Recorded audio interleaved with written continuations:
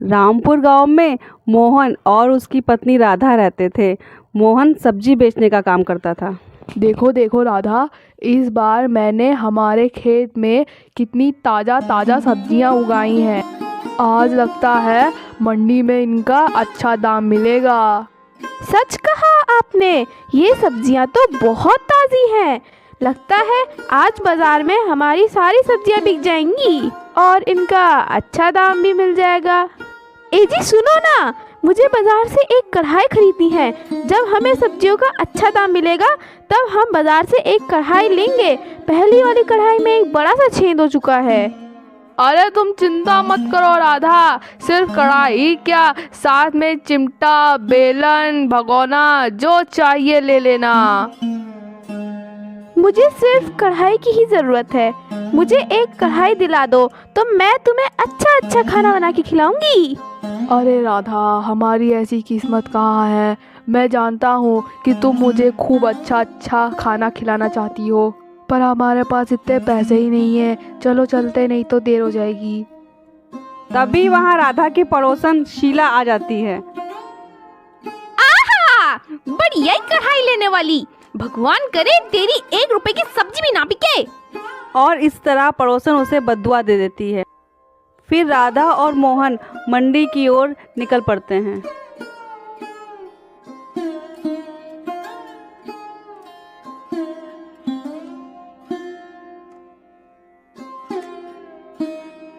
सब्जी ले लो, सब्जी, ताजी ताजी सब्जी। इसे नहीं खाएंगे तो बहुत पछताएंगे।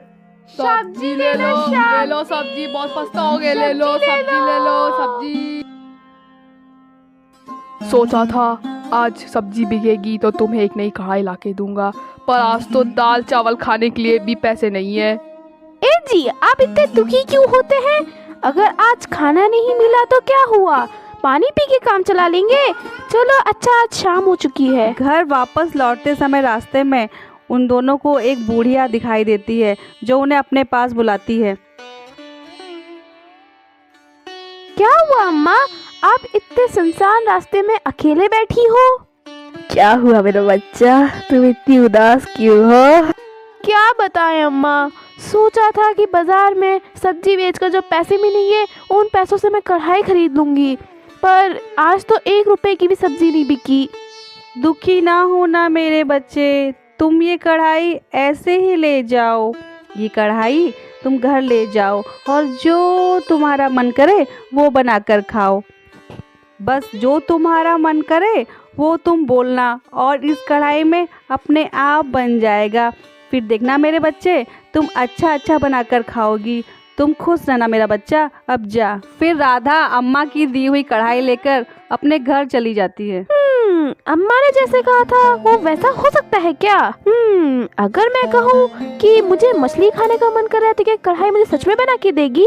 फिर राधा वो कढ़ाई लेकर रसोई घर में चली जाती है और उसे चूल्हे पर चढ़ा देती है। देखिए जी, मैं माँ जी का बोला हुआ जादुई मंत्र बोलूंगी, फिर देखिए क्या होता है। दे दो कढ़ाई वो पकवान, खाना चाहे जो हम इंसान। क्या ये मैं क्या देख रही हूँ? खाना तो अपने आप ही बनकर कढ़ाई में आ गया। राधा के बनाए हुए खाने की खुशबू पूरे मोहल्ले में आती है। वहीं जब ये खुशबू उसकी पड़ोसन शीला की नाक में जाती है तब वो सोचती है, अरे आज तो इसके घर में खाने को एक दाना नहीं था और अब इसके घर से स्वादिष्ट पकवान की खुशबू आ रही है। और शीला ये बात बताने अपने पति को जाती है।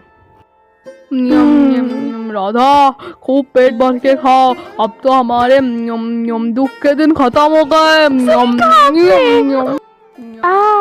पेट भर गया, ये सब बूढ़ी माँ का आशीर्वाद है।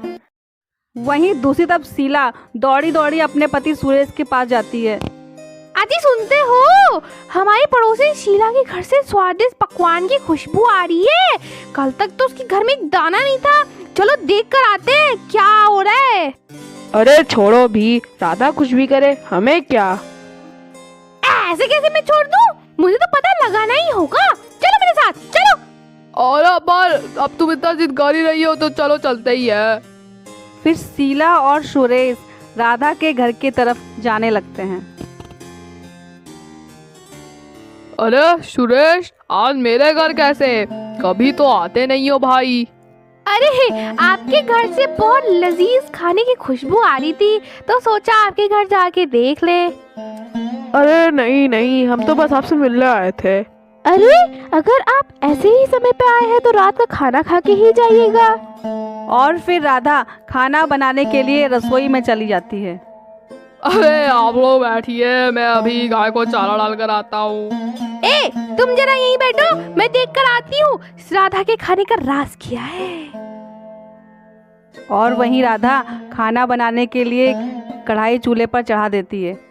आज मैं शीला को खाने में मटर पनीर की सब्जी खिलाऊंगी। तीनों कढ़ाई वो पकवान खाना चाहे जो हम इंसान। पड़ोसन शीला राधा को ये सब बोलते हुए देख लेती है और उसकी आंखें तो फटी की फटी रह जाती हैं। अच्छा तो ये बात है, राधा के हाथ जादुई कढ़ाई लग गई है। खाना बहुत स्वादिष्ट था भाभी। सच बताऊं तो मजा आ गया है। भाई साहब आप इसे अपना ही घर समझिए, जब भी आपका मन करे तो यहाँ खाना खाने आ जाइएगा। खाना बहुत स्वादिष्ट था भाभी। अच्छा हम चलते हैं, नमस्ते। नमस्ते। पता है राधा के पास एक जादुई कढ़ाई है जिसमें वो मंत्र बोलती है और वो कढ़ाई अपने आप खाना बना के दे देती है। तो क्यों ना, मैं सोच रही थी कि हम वो आज रात को कढ़ाई चुरा लेते हैं। अब तुम कहती हो तो ठीक है, आज रात को हम राधा के घर जाके कढ़ाई चुरा लेंगे। शीला और सुरेश राधा की कढ़ाई चुराने के लिए निकल पड़ते हैं। रात के सन्नाटे में जब राधा और मोहन सो रहे होते हैं तब शीला और सुरेश चुपके से उनके घर पहुंच जाते हैं। तुम एक काम करो, तुम जो कढ़ाई ले लो जाके, मैं इन दोनों को यही देखूंगा ताकि ये लोग कहीं जाग ना जाए, ठीक है? वहीं शीला राधा की कढ़ाई चुरा कर ले आती है। देखो देखो मैं ये कढ़ाई ले आई हूँ, अब हमारा जो मन करेगा अब हम वो बनाकर खाएंगे। वहीं सुबह राधा अपनी रसोई में खाना बनाने के लिए वो कढ़ाई ढूंढती है पर वो उसे कहीं दिखाई नहीं देती है। पता नहीं मेरी कढ़ाई कहाँ चली गई, मैंने तो यही धोकर रखी थी। अभी वह खेत से आते होंगे, मैं उन्हें क्या खिलाऊंगी। मेरी कढ़ाई कहाँ चली गई। रोने से काम नहीं चलेगा, कल रात को शीला ही आई थी मेरे घर, हो ना हो वही मेरी कढ़ाई लेके गई होगी। मैं देख कर आती हूँ। ए जी सुनते हो, कहाँ हो आप? क्या है, क्यों सुबह सुबह अपना गला फाड़ रही हो? ए जी जो कल रात को मैंने जादुई कढ़ाई धुल के रखी थी रसोई घर में और वो आज मिल ही नहीं रही है। हो ना हो मुझे ऐसा लगता है कि ये सब शीला का काम है, वही हमारी कढ़ाई चुरा के ले गई है। चलिए उसके घर देखते हैं चल के। वहीं दूसरी तरफ शीला कढ़ाई लाकर उसे अपने चूल्हे पर चढ़ा देती है। ए जी मैं आज आपको ऐसा खाना खिलाऊंगी कि आप अपनी उंगलियां भी चाट जाओगे। तो जल्दी जल्दी बनाओ, मेरे पेट में तो भूख के मारे चूहे कूदने लगे। सुनिए जी, मैं आज आपको बकरे का मांस खिलाऊंगी, पर उससे पहले मंत्र बोलना पड़ेगा। क्या था मंत्र? दे दो कढ़ाई। क्या था? ले लो कढ़ाई। भर भर के दे दो कढ़ाई। अरे क्या था? है कुछ भी तो नहीं पक रहा है। दे दो कढ़ाई, मांस भर भर के दे दो, खाऊंगी मांस। कढ़ाई दे दो दे दो। खाना बन क्यों नहीं रहा है? इस कढ़ाई को क्या हो गया है? इसी बीच वहाँ पर राधा और मोहन आ जाते हैं। सुनिए जी, मैं ना कहती थी कि ये कढ़ाई जरूर शीला ने ही चुराई होगी। कभी ना घर आने वाली शीला हमारे घर खाना खाने क्यों आ गई थी? उसी समय मेरा दिमाग टनक गया था। शीला अब ये चोरी वाली बात ना मैं पूरे गांव वालों को बताऊंगी कि तुमने मेरी कढ़ाई चुराई थी। राधा की कई बातों को सुनकर शीला बहुत शर्मिंदा हो जाती है। नहीं राधा, मुझे प्लीज माफ कर दो। अब मैं आज के बाद ऐसा कभी नहीं करूंगी। मैं अब हमेशा अच्छी पड़ोसन बन के दिखाऊंगी और मुझे एक मौका दो। मुझे माफ कर दो राधा, मुझे माफ कर दो। शीला की बात सुनकर राधा उसे माफ कर देती है। फिर वो दोनों अच्छी पड़ोसन बनकर रहने लगती हैं। दोस्तों आपको हमारी कहानी कैसी लगी नीचे कमेंट करके हमें ज़रूर बताएं और इसी तरीके की कहानी देखने के लिए हमारे चैनल को सब्सक्राइब करें। धन्यवाद।